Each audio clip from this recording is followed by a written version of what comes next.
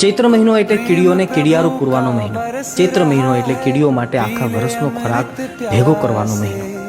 આપણે બીજે કશે ના જઈ શકીએ, પરંતુ આપણી સોસાયટીમાં કે પોળમાં કે ગલીમાં કે વૃક્ષો પાસેની ઓછી માટીમાં કીડિયારું પૂરવાનું પુણ્ય કાર્ય તો કરી જ શકીએ.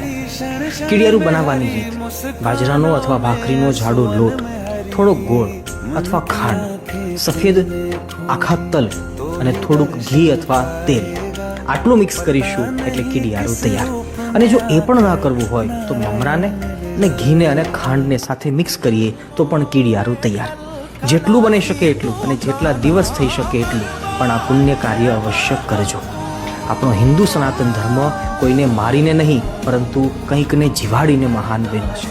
હા, સમજી શકીએ કે આપણે રોજ 1000 માણસને ખવડાવી ના શકીએ, પરંતુ કોઈ પણ 1000 જીવને ખવડાવવાની ક્ષમતા દરેક મનુષ્ય પાસે